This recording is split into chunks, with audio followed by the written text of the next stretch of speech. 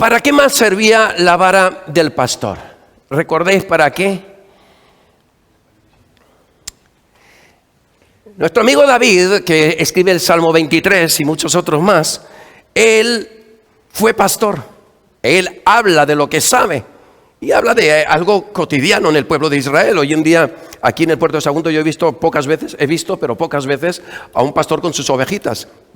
Pero desde luego las de aquí no tienen esa necesidad, los pastores de aquí. Pero en Israel, cuando venía el oso no es un animal amigable muchas veces, lo habrás visto en películas, no te lo habrás encontrado por ahí, para suerte de todos. Pero el oso era combatido por el pastor porque la vara se convertía en una prolongación de su propio brazo, de su propia mano. Y no voy a deciros que practicaban artes marciales los pastores, pero tenían una habilidad muy importante con la vara. Eran capaces de lanzar la vara a estilo jabalina, a estilo jabalina, pero además eran muy diestros, muy hábiles con su vara. Era una vara consistente, fuerte, y con ella pues conseguían ahuyentar osos, leones, zorros y yo que sé cuántos animales más, no lo sé porque yo no estaba allí, pero lo que sí que sé es que era una vara de protección. Así que cuando una oveja veía al oso y de repente se giraba porque la oveja le entraba miedo, la oveja se descomponía, le entraban las diarreas de la muerte como yo ayer allí en Villajoyosa, pues en ese momento se daba la vuelta la oveja, veía la vara del pastor y ahora puedes entender por qué le daba tranquilidad. Porque decía, mi pastor me va a defender. Esa es mi función también. Bueno, pero no iban por ahí los tiros. La vara trae consuelo, tranquilidad. Aun cuando la oveja sabe que a veces no es para defenderla, es para corregirla. Pero tanto la vara como el cayado le producían seguridad. Por eso, ¿por qué os cuento esto? Pablo Oliveira está dándole vuelta y dice, ¿qué narices tiene que ver esto con la instrucción? Bueno, porque pronto vamos a entrar en el meollo de la vara. Vamos a ver algo que no sé a quién habéis votado hoy, no me lo digáis, no me interesa. Espero que hayáis votado valores, no te voy a decir a qué partido. No puedo hacerlo, no debo hacerlo. Ahora, personalmente, si me preguntas luego, te lo cuento yo, dónde debes de votar. Pero bueno, al margen de eso, si ahora me escucharan mucha gente, muchos psicólogos, los de Podemos, si dije que no iba a hablar de política, pero mucha gente, vamos a dejarlo en mucha gente, me crucificaría si pudieran. No van a poder porque seguro no te vas a chivar a las autoridades de lo que voy a decir esta tarde. Pero la Biblia nos enseña que debemos de educar a nuestros hijos con vara. ¿Habéis pillado? Con vara. Vara. Palo. No de hierro, palo. De madera. La escoba es buena. El recogedor, el plato, lo que pilles, dale, tírale duro.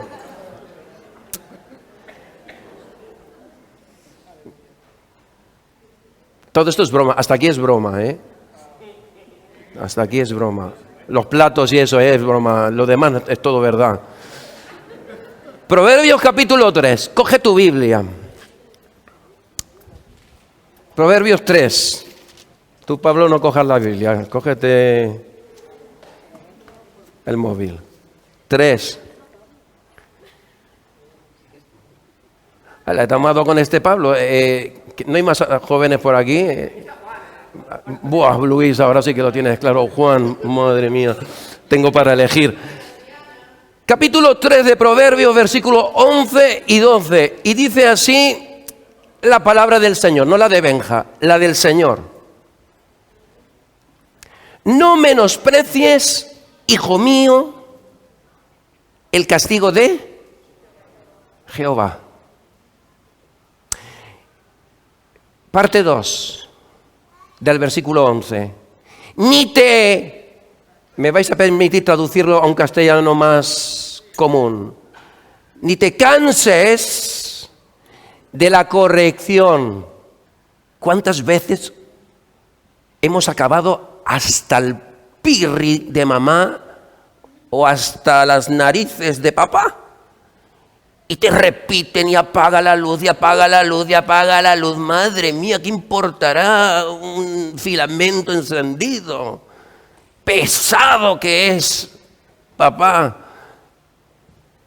Y haz los deberes, y como no haga los deberes no sales. Y qué pesada que es mamá. Qué pesado es el Señor. Ni te fatigues, no te canses de su corrección. Porque Jehová, el Señor, al que ama, le castiga. ¿Pero cómo le castiga? ¿Nos castiga con vara? ¿Nos castiga con vara? Nos castiga con vara. Decirme algo. Que sepa que estéis vivos. ¿Nos castiga el Señor con vara? Sí, ahora lo veremos, para que no digáis que me invento las cosas. Pero aquí no lo dice. Como el padre hace una comparación, como el papá al hijo a quien quiere. Ya lo vimos hace 3 semanas y Pablo Oliveira lo sabe bien. No corregir a tu hijo es señal de no amarlo, pero la Biblia lo traduce al punto de odiarle. Tú odias a tu hijo cuando no lo pones en vereda. El motivo del sufrimiento causado por las restricciones. Dios nos pone restricciones, queridos hermanos. Lo vimos ya hace 3 semanas, lo sé, soy así de pesado. A ver, decirme una restricción del Señor. Carlita, suéltame una restricción que Dios nos ponga. Una restricción. No hagas qué. No matarás. Y sin embargo, alguno merece. Pero no puedes. Tú no. Tony sí, pero tú no. El problema será de Tony, pero tú no. Nos pone Dios nos pone alguna restricción más. Decirme restricciones, soltarlo así. No mentirás, no cometerás adulterio, no robarás. ¿Qué más restricciones? Ya no valen los mandamientos. ¿Hay alguna otra restricción? ¿Que no te comprarás plata? No te entiendo. ¿Que no me emborrache? Yo nunca me he emborrachado. Vale, pero vale también, no te emborraches, no te drogues, no esnifes coca, yo qué sé. ¿Qué más cosas, Samuelson? Hacer el bien sin esperar nada. No te da Dios, pero eso es otro mandamiento. Dejarme ya de mandamiento, que me tenéis la cabeza loca.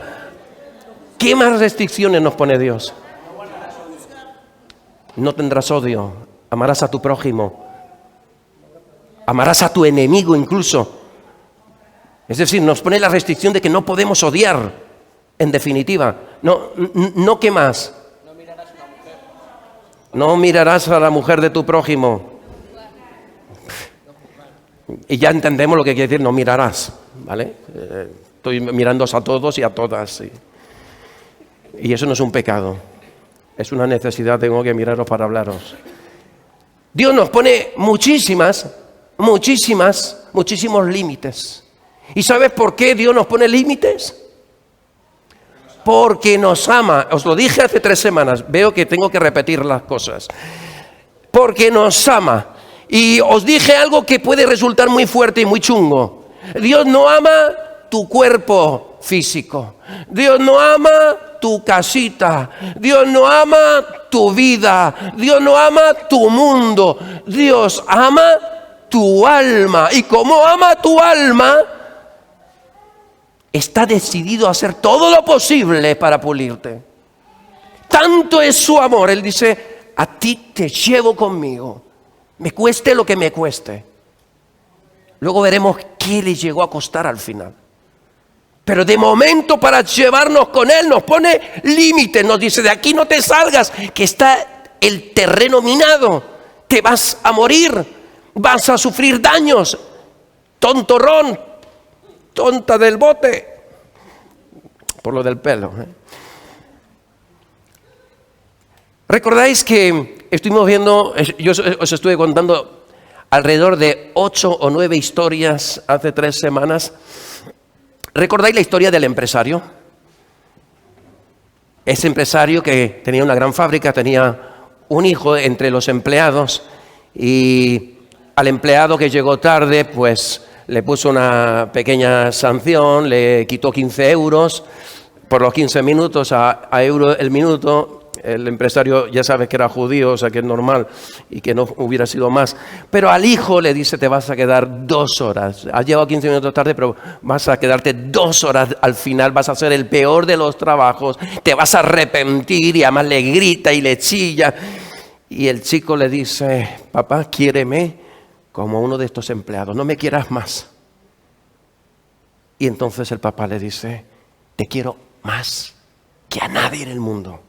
Pero un día tú serás el empresario y tienes que saber la importancia del trabajo por ti mismo. ¿Recordáis? Os conté otra historia, un niño que la mamá era súper amiga de su vecina y la vecina era maestra de manualidades.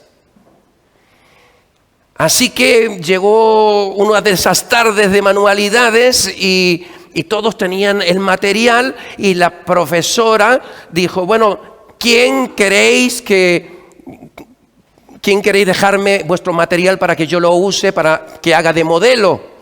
El niño, que sabía que tenía un enchufillo porque era la amiga íntima de su mamá, yo, señorita, y claro, levantaron 27 la mano, pero al que le tocó fue al enchufadito, como suele ocurrir aquí en España, ¿vale? Entonces, ¿qué es lo que al final sacamos como conclusión? Que todos aprendieron a hacer las manualidades, menos aquel niño.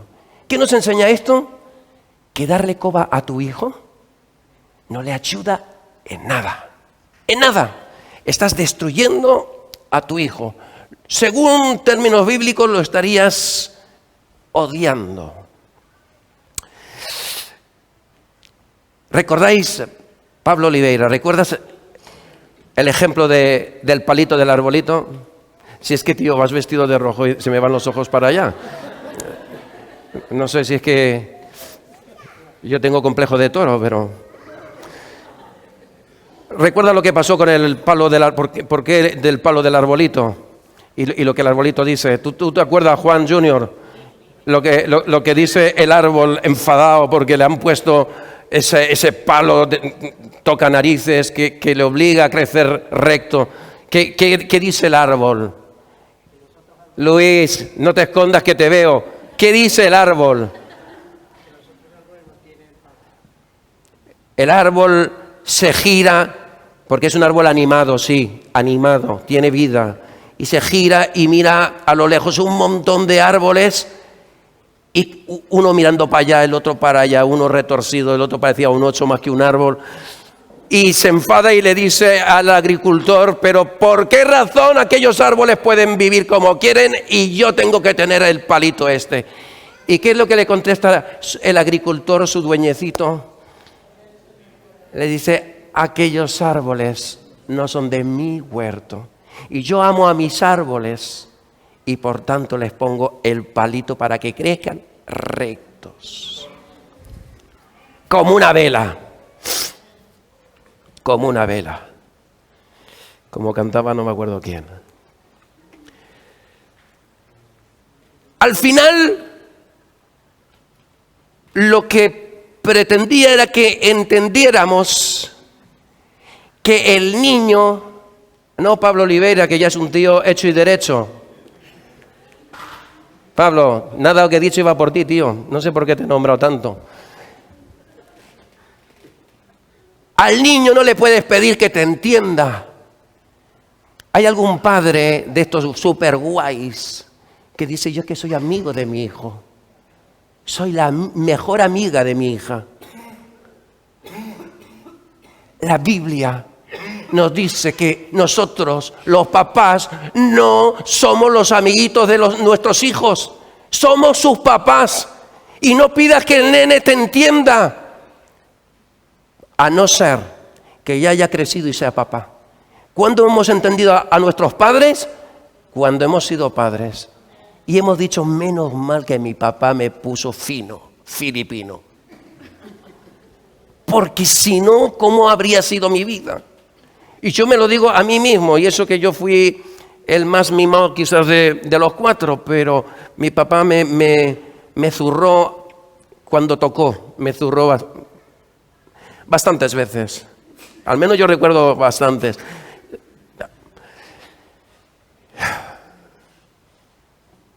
Vamos a ver el papel de los papás. Proverbios capítulo 22:6. Ya hemos llegado hace 3 semanas. Luis, ya hemos llegado hace 3 semanas. Instruye al niño en su camino, y aun cuando fuere viejo, no se apartará de él. ¿Recordáis que en el Sígueme 1, aprendíamos a meditar en la Biblia y nos hacíamos 4 preguntas? No os voy a preguntar si os acordáis porque no me quiero deprimir. Una de las preguntas que nos hacíamos del texto es: ¿hay una promesa en la que confiar? Y yo te pregunto, ¿hay una promesa en este versículo 6 del capítulo 22 de Proverbios? ¿Hay una promesa? Sí, cuéntamela. ¿Cuál es la promesa, Tony? Y aun cuando fuere viejo no se apartará de él. ¿Y por qué algunos de nuestros hijos están en el mundo entonces? Instruye, vamos a dejar eso en el aire. Instruye al niño en su camino. Lo primero que quiero deciros es que la palabra niño en el hebreo, cuando nosotros hablamos de niño, hablamos de quizás una edad indeterminada, pero en el idioma hebreo hay 3 palabras distintas para, digamos, diferenciar 3 edades. La que viene aquí, instruye al niño, está hablando de 12 años para abajo, aproximadamente. Es decir, que la instrucción de nuestros hijos se debe de hacer entre los 0, gestándose en la barriga de la mamá, hasta los 12 años. En la iglesia tenemos la escuela dominical, y creo que a los 12 años los bajamos ya, entendemos que ya son adolescentes, preadolescentes, como cada uno lo quiera llamar. Yo diría que son adolescentes ya con 12 años, y es como que pasan a un nivel superior, pasan a un nivel de cierta madurez humana, ¿vale? Ahora la cuestión es que si tú antes de los 8 años no has instruido a tu hijo, difícilmente lo harás hasta los 12. Y a partir de los 12, según dicen psicólogos, a partir de los 12 cuesta 3 veces más instruir a una persona. Es decir, que la capacidad, entiendo que neuronal, de producir neuronas o yo qué sé, es muy superior en esos primeros 8 años. Por eso, cuando a un niño le quieres enseñar un idioma, enséñaselo en los primeros 8 años. Y es capaz de aprender 1, 2, 3, 4 idiomas, porque tiene su cerebro preparado. Conforme más mayor te vas haciendo, no sé si nos van quedando menos neuronas, se van estropeando o se va yo qué sé qué, o no sé, pero la cosa no funciona igual. ¿Vale? Yo por fin ya desistí de mi intento de aprender inglés. Ya por fin dije, bueno, esto es de locos. A nuestros nietos le enseñaremos inglés, hombre. Entonces, tenemos un tiempo para instruir a nuestros hijos. Es decir que, número 1, tenemos una responsabilidad como padre, que es la instrucción de nuestros hijos. ¿En qué? En matemáticas, en biología, en química, en física. ¿En qué tenemos que instruir a nuestro hijo? Aquí dice, instruye al niño en su camino, y se está refiriendo a los caminos del Señor. La palabra instruye en hebreo es tzanak, y se refiere, tzanak, es una palabra hebrea que, como muchas palabras hebreas, a diferencia del castellano, aunque también le pasa al castellano, una misma palabra puede tener muchas definiciones o muchos significados. ¿De acuerdo? Uno de los significados de instruye, de tzanak, habla del paladar. Y tú estarás pensando, ¿y qué narices tiene que ver el paladar con la instrucción? Bueno, pues vamos a pensar en un momento en los caballos. Tenemos a Milton allí, él sabe mucho de caballos. Mi hermano Fernando Sánchez también entiende mucho de caballos. Yo no sé ni jota de caballos. Ahora sé lo que es el freno. Y parece ser que ese freno se incrusta en el paladar y el caballo asocia orden con dolor. Y esto empieza a ponerse interesante. Es decir, que si tú te montas en un caballo y le dices, ¡párate!, te darás cuenta que no sabe castellano. Se lo puede intentar decir en inglés, ¡stop! Y no sabe inglés. El caballo es tonto, es de los inútiles. Y tienes entonces que tirar de las riendas y le clavas una parte metálica, Milton, ¿es metálico? Y se clava en el paladar, se acuerda de tu familia el caballo en ese momento y se para. Y eso es lo que le pasa a Luis a veces. Mucho más inteligente, por supuesto. Pero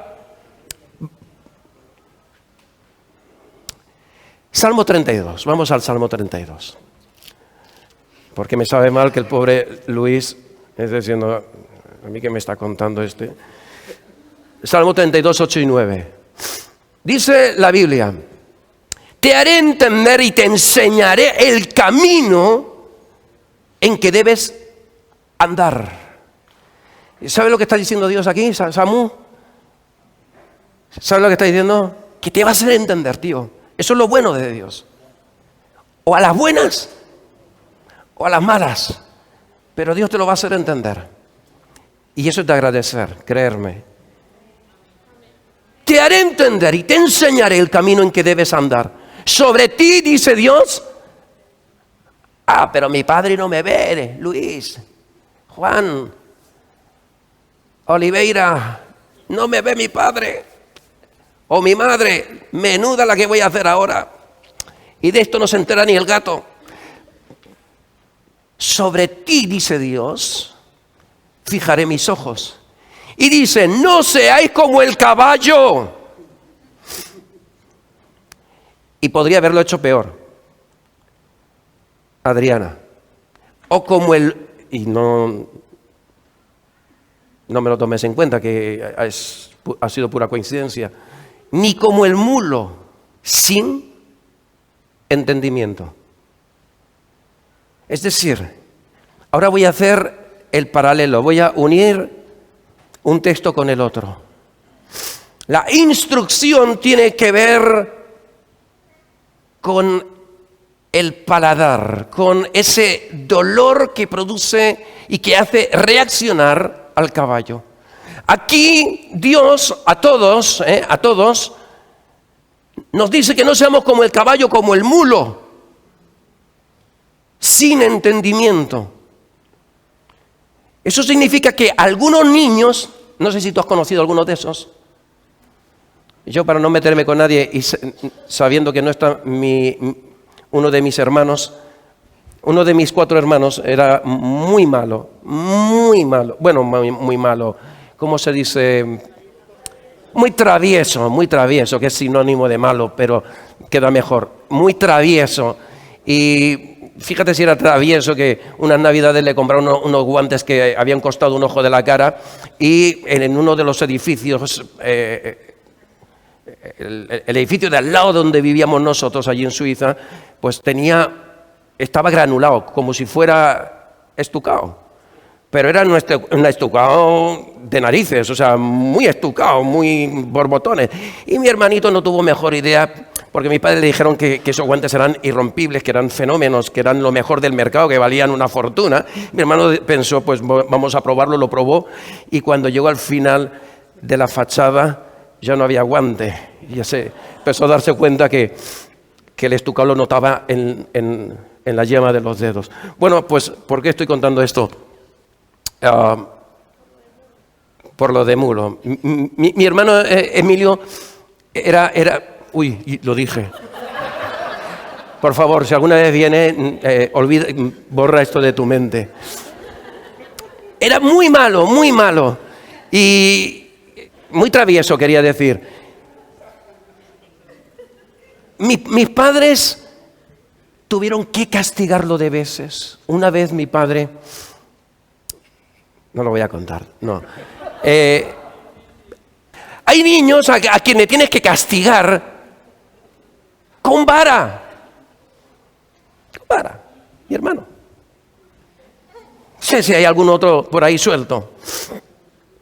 La vara no es un medio de tortura. No estoy hablando de lesiones. No estoy hablando de maltratar a nuestros hijos. Por si alguno tenía alguna duda. Pero la vara es saludable. Pero la vara es saludable desde el ejemplo. No le pidas a tu hijo que haga cosas que a ti no te ve hacer. Hijo, lo que tienes que hacer es orar. Y el niño piensa, pues no te veo orar más que en el culto. Y poco. Y a veces. ¿Por qué voy a orar yo? La instrucción debe ser... Pepito, ahora que no está, tienes que hacer esto porque papá lo hace. ¿Ves cómo papá trata a mamá? Así quiero que trates a tu hermana. Así quiero que trates el día que te cases cuando ya es más mayorcito. Claro, si papá le pega 2 tortazos a la mujer día sí, día no, después no le digas a tu hijo que trate bien a su esposa. Porque la palabra de Dios nos habla de instrucción, pero siempre con ejemplo. Porque el ser humano ha sido diseñado para aprender del ejemplo.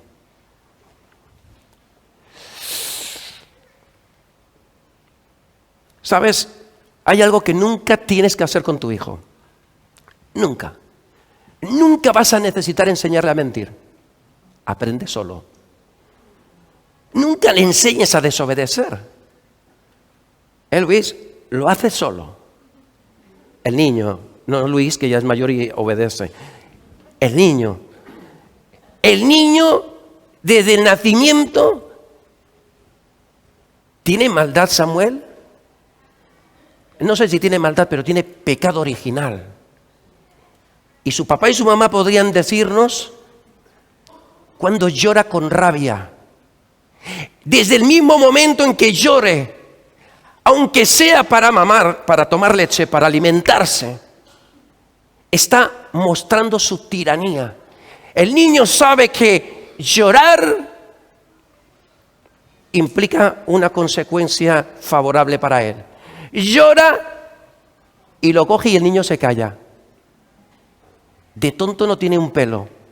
Al niño está demostrando Samuel que ya hay que instruirle.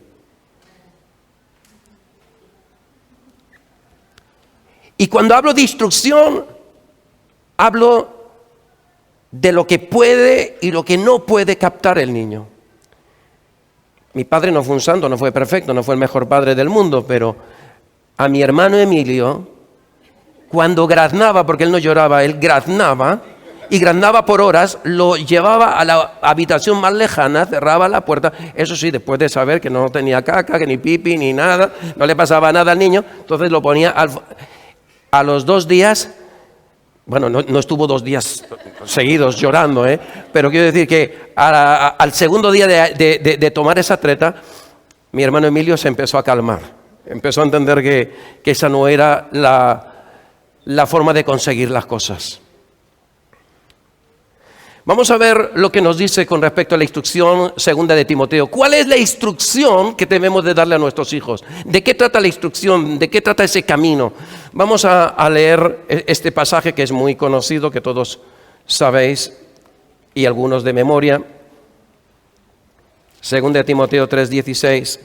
Dice que toda la Escritura es inspirada por Dios y es útil para hacer 4 cosas: enseñar, redarguir, corregir e instruir. ¿Qué conseguiremos con darle la instrucción de la palabra de Dios? Y tú me dices, ¿Samuel necesita la palabra de Dios? Sí. No me refiero a Samuelson, sino al Samuel bebé. El hecho de que ellos lean la Biblia en casa. ¿Sabes que la palabra de Dios es espiritual? Que no entra por el canal del raciocinio, sino por el canal del espíritu. El niño hoy está siendo instruido. En la alabanza el niño está recibiendo. El bebé de Carla y de Ainhoa están recibiendo. No sé exactamente cómo ni a qué nivel, pero dicen los científicos que desde el momento al poco tiempo de la concepción hay una transmisión por el cordón umbilical. Si hay peleas en la casa, el niño recibe inseguridad, tensiones, etc. Si hay amor y paz, el niño recibe amor y paz. Y no tiene nada que ver con los hippies eso. Dice, para que todo hombre sea preparado para toda buena obra. O sea, la instrucción es para que tu hijo mañana sea alguien preparado para lo bueno. Porque para lo malo, como os he dicho, Morena seguro que sabe técnicas y tácticas para conseguir lo que quiere. Y es una nena de 2 añitos de nada. Y ya sabe. Y la pregunta es si tú como papá sabes que ella sabe. Sabes que tu hijo, el que quiera que sea tu hijo, sabe. Ya sabe cómo tú eres. Ya sabe a quién preguntarle o pedirle, a quién lloriquearle. ¿O tu hijo no hace eso? ¿Sabes? La Biblia nos dice que los hijos son como saetas en mano del valiente. La Biblia nos dice que nuestros hijos son un regalo de Dios y que son como saetas que están en nuestra aljaba. ¿Sabes para qué sirven las saetas? La flecha, en castellano, flechita, de toda la vida. Te la sacas, coges el arco, apuntas y la lanzas. Esa es nuestra misión como padres. Lanzar a nuestros hijos, instruir a nuestros hijos. ¿Sabes? La palabra instrucción, chanak, también tiene más significados. Es dar dirección, dirigir, marcar el rumbo, educar o entrenar. Todas esas palabras se pueden traducir en vez de instruir. Instruye al niño significa márcale el rumbo. Tú le marcas el rumbo. Cuando tenga 18 años, él tiene que decidir qué va a hacer con su vida. Aunque dentro de tu casa, si vive en tu casa, tú eres responsable de lo que tu hijo haga. Tenga 18 o 38. Lo mismo da. Bajo tu techo, tú le darás cuentas a Dios de lo que ocurre. Así que somos llamados a instruirles, a dirigirles, a enseñarles, a marcarles el rumbo, a educarles, a entrenarlos. ¿Recordáis al tigre blanco de hace 3 semanas? ¿Qué pasó con el tigre blanco? ¿Nadie se acuerda del tigre blanco? Hombre, que no os acordéis de 2 Timoteo 3:16, pero del tigre blanco. Por favor, que me costó mucho aprenderme la historia. El científico que encuentra al tigre blanco paseando por Siberia y es el último tigre blanco. ¿Y qué hace con el tigre blanco? Y llega a su casa y lo suelta, que haga el tigre blanco lo que le dé la gana, como algunos hacen con sus hijos. No. Lo mete en una jaula doblemente reforzada. Le llaman a los veterinarios, los mejores veterinarios del mundo. Lo acribillan poniéndole vacunas, lo protegen dándole la temperatura perfecta. Vamos, que ni un marajá. Tu hijo, tu hija son esos tigres blancos que tienes que cuidar. Juan Junior, ¿qué decía el tigre blanco? Estoy hasta aquí de las rejas, hasta aquí de los límites. Y por fin cuando lo sacan allí en aquel recinto protegido, se da cuenta que también hay rejas, hay límites. A quien amas, lo debes limitar. Antes yo os pregunté así al azar, porque sabía que no os ibais a atrever a decirme lo que pensabais. ¿Dios nos castiga con vara? Bueno, vamos a verlo. Salmo 89. Buscar conmigo el Salmo 89. En vuestras Biblias, en vuestros móviles, iPhone, Apple, Samsung, Huawei. Salmo 89, 31, 33. Dice, si profanaren mis estatutos y no guardaren mis mandamientos, entonces ¿qué hará Dios? Castigaré con vara su rebelión y con azotes sus iniquidades. ¿Qué os parece el textito? Tiene narices. ¿Con qué nos va a castigar? ¿Y con qué más las rebeliones? Azotes. Ay, no, al niño, eso es lo que dicen los de Podemos, digo, todo el mundo, al niño hay que dejarle expresarse. No hay que coartar la libertad del chiquillo, por Dios. Es pequeño. El niño no tiene maldad, dicen en la calle. El niño se hace malo por el ambiente. Son los desgraciados de los niños de la guardería los que lo hacen malo a mi hijo. Pero el niño no tiene nada de maldad. Al niño hay que dejarlo que mienta, que se convierta en un terremoto, que lo destruya todo. Proverbios 13:24 dice, el que detiene el castigo a su hijo, aborrece. Ya lo sé. Lo dije la semana pasada, pero como no os acordabais de la historia del tigre, pues lo vuelvo a repetir. Mas el que lo ama, ¿desde cuándo lo corrige? Desde temprano, desde que es como Samuel.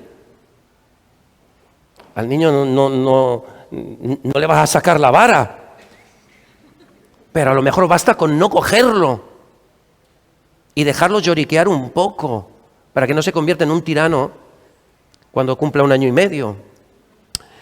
Proverbios 29:15 dice, la vara... Os doy tiempo para que lo busquéis, va. 29:15. Porque aquí tampoco está, así que me espero.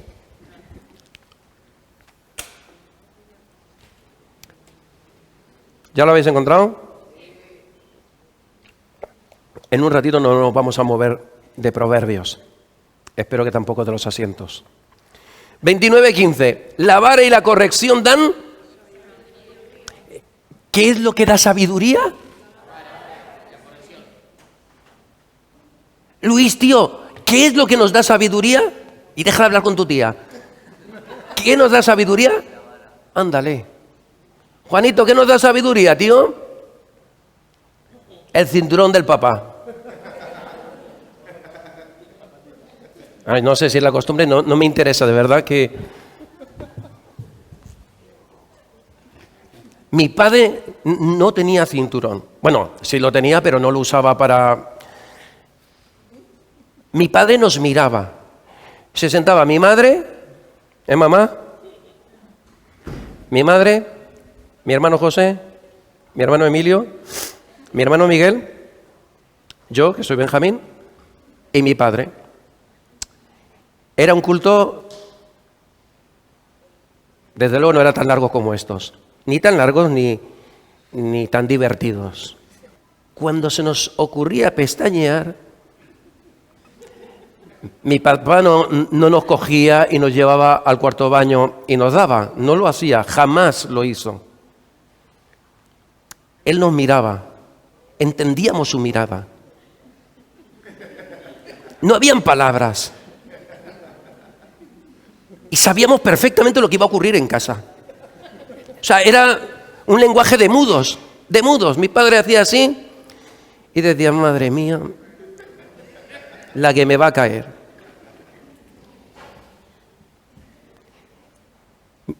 No sabéis de lo que me alegro que mi padre no tuviera vara.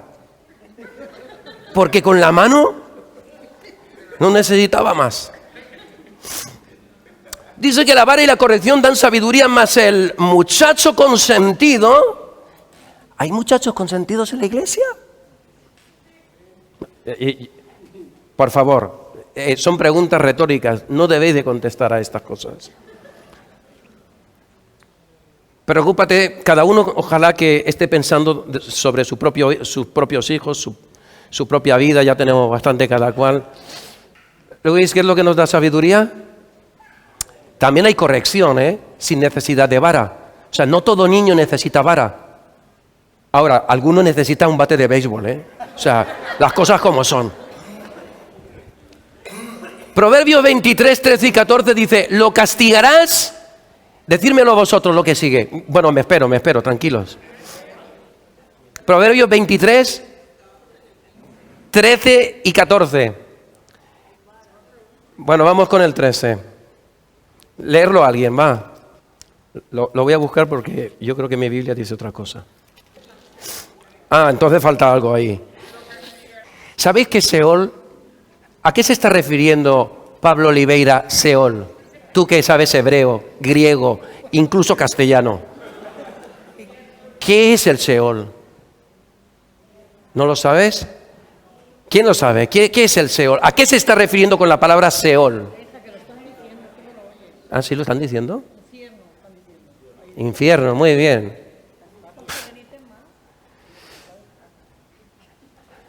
Ya sabe ella que su padre, además de tonto, está sordo. Solamente me falta quedarme ciego, y entonces lo tenemos claro. Vamos a ver. No rehúses corregir al muchacho. No lo rehúses. Castígalo. No te esperes todo el tiempo de alabanza. Castígalo el primer minuto. Léele la cartilla. Cada vez que nosotros íbamos de visita, teníamos en casa la antesala de la muerte. Y mi padre nos decía, cuando vayamos allí, no se te ocurra hacer esto, ni esto, ni esto. Los 10 mandamientos se quedan cortos. Y yo creo que hasta las 617 leyes y ordenanzas que hay en Levítico se quedaban cortas. Y cuando íbamos allí, sabíamos la que nos jugaba. A veces nos la jugábamos, A veces nos la jugábamos y... Lo castigarás con vara y librarás su alma del infierno. Lo castigarás con vara. Unos con vara, otros con bate de béisbol y otros simplemente con, a lo mejor, quitarles la tele, quitarles su postre favorito, a lo mejor meterlo en la habitación una horita, 15 minutos, yo qué sé.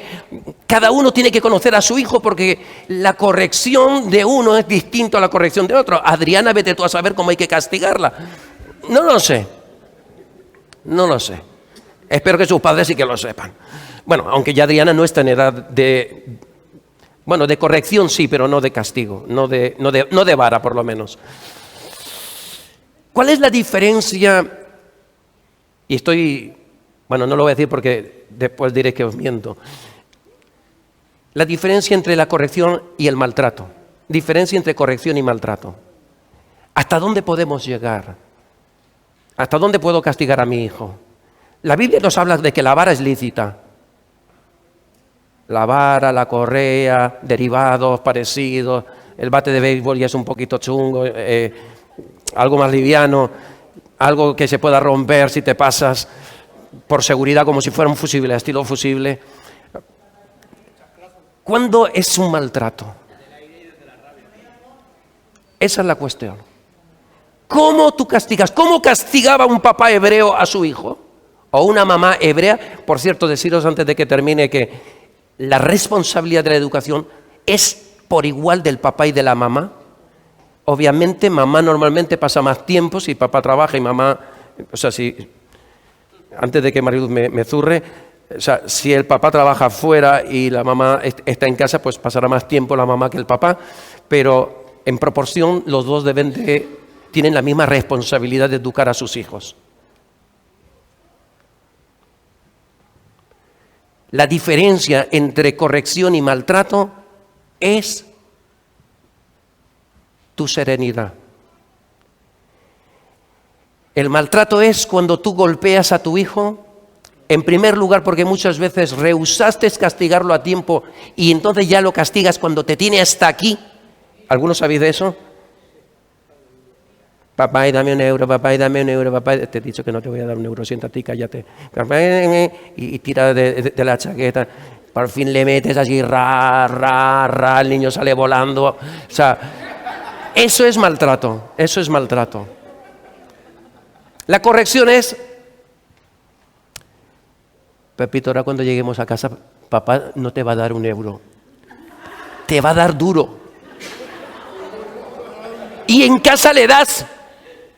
Y en casa le das, no le digas que le vas a dar duro y después no le des. Le das. Pero no le des 3 días más tarde porque el niño entonces no asocia lo que hizo con el castigo. Tal como llegue a casa, es el momento perfecto. Davidito, ¿te acuerdas hace un ratito en el culto lo que pasó? ¿Cuántas veces papá te ha dicho que no le pidas un euro en el culto? 3, 6, 100, 1.000.000 de veces. Papá te va a pegar por eso. Pam, pam, pam. No lo matas. Lo acaba de decir. No lo vas a matar por castigar a tu hijo. Por darle con vara, con la manita abierta. Cuando no golpeas, cuando tú no castigas a tu hijo con ira ni con violencia, vas a controlar tu fuerza y vas a controlar dónde pegas. La carita no es un lugar donde hay que golpear. El culito, además de que sirve para algo que no os voy a contar porque todos lo sabéis, ahí le pegas y no pasa nada. ¿Sabes cómo se adiestra un perro? Yo no soy adiestrador de perros, pero me lo han contado. Con un periódico. No necesitas hacerle daño. El perro se tiene que sentir corregido. Bueno, pues tu niño es como un perro, pero entiéndeme bien, que no quiero insultarlo. O sea, un periódico, un azotito, no le pasa nada. Salmo 23, Proverbios 19, 18 dice, Proverbios, y ahora, este es el penúltimo. La penúltima cita, Proverbios 19, 18. Castiga a tu hijo en tanto que hay esperanza. ¿Sabes lo que esto significa? Que llega un momento en que tu hijo ya, olvídate de que te haga caso. Hay edades para todo. Hay edad para la vara, hay edad para la corrección y hay edad para que le digas, chao, adiós.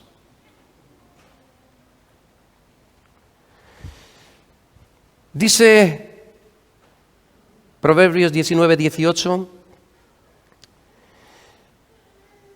Mas no se apresure tu alma para destruirlo.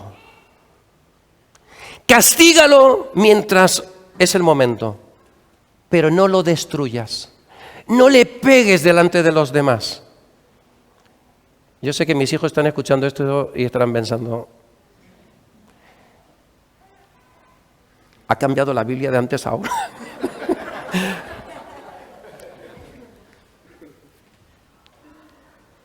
¿Cuándo destruimos a nuestros hijos? Cuando los maltratamos, cuando herimos su autoestima públicamente, cuando le pegamos desmedidamente, cuando no sabemos dónde le pegamos, cuando le estamos pegando con ira, con rabia, con mala uva, que decimos aquí en España. Entonces, estamos faltando nuestra responsabilidad. Hay papás que fueron maltratados por sus padres y cuando se convierten en papás dicen, yo no voy a ser tan malo como mi papá. Y tienen hijos consentidos. Y ¿sabes? Tan malo es un extremo como el otro. Tan malo fue el papá de este papá que lo maltrató, como este papá con su hijo que le dejó hacer lo que quiso.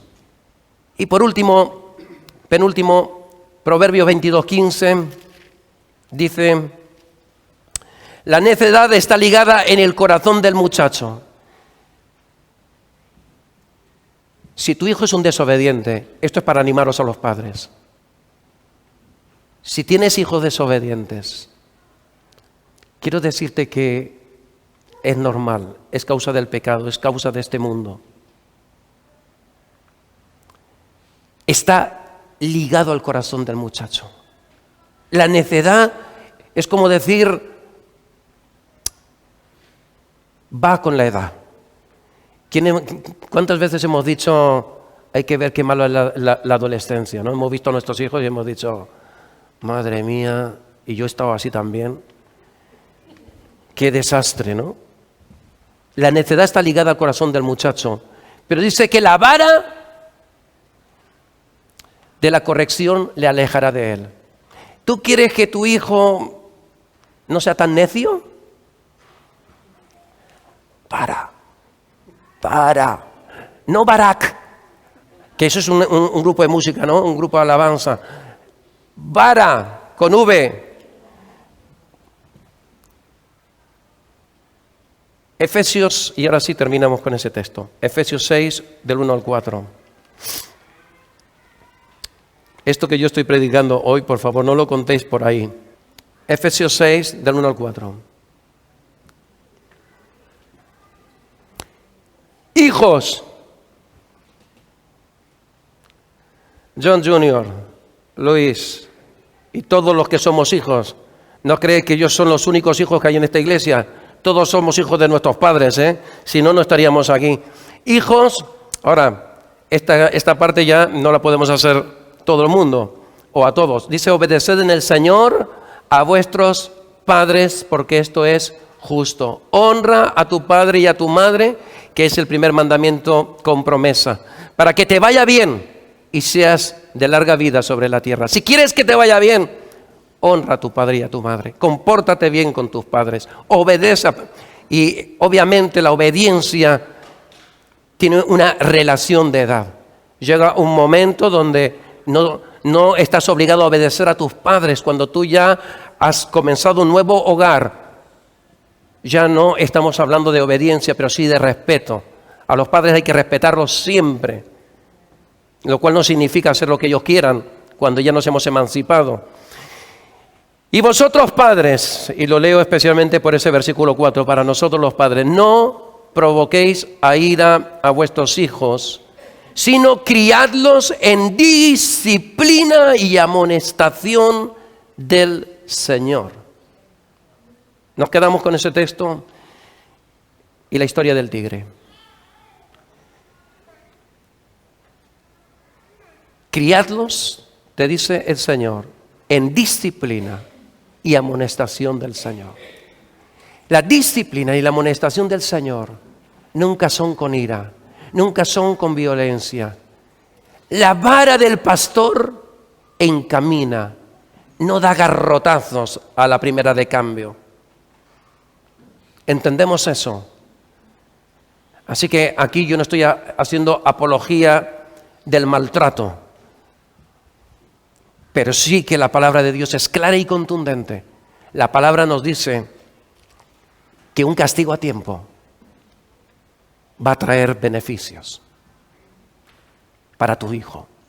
¿Cuántos de los que somos adultos en esta tarde podemos decir que gracias a que nuestros padres nos calentaron alguna vez, no somos peores de lo que somos? ¿Cuántos podemos decir eso? Bueno, no hacía falta que dijeras amén, era solo una pregunta retórica. Pero para pensar. Y quiero terminar con la historia del amor más grande. Dios puso al ser humano en el Edén. Y Edén significa descanso. Edén significa lugar de paz, de comunión. Eso era Edén. El pecado llevó a Dios a ponernos límites. Su amor por nosotros, aun siendo seres enemigos suyos, seres caídos, Dios planificó para preservar nuestras vidas. Y esas mismas limitaciones y ese mismo preservarnos es lo que Él quiere que hagamos con nuestros hijos. Sea como sea, presérvalo. Si tu niño es más complicado, presérvalo más todavía. Esa es tu responsabilidad número 1 en tu vida. Y cuando todo fue insuficiente, Dios envió a Jesús. Cuando ya no teníamos nada que hacer, cuando no habían ya posibilidades, cuando no había ya oportunidades para ti ni para mí, cuando todo estaba perdido, cuando estábamos muertos en delitos y pecados, Dios envió a su Hijo. ¿Y sabes que su Hijo vivió con límites? Él vivió límites. Vivió con todos los límites y acabó crucificado en una cruz. Y lo hizo por una cosa: porque está preocupado por tu alma, porque ama tu alma, ama también tu vida.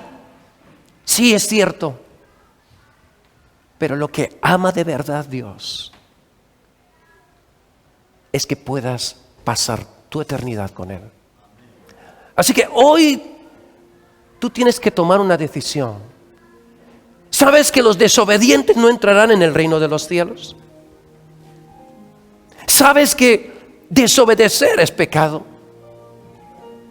¿Sabes que transgredir las leyes de Dios, los límites que te ha puesto, te coloca fuera de la eternidad con Dios? Hoy Dios te da la oportunidad, porque Dios es un Dios de oportunidades, para que tomes la decisión no solo de obedecer a tu padre, a tu madre, no solo de obedecer las autoridades que Dios te haya puesto. Hoy es la oportunidad que Dios te da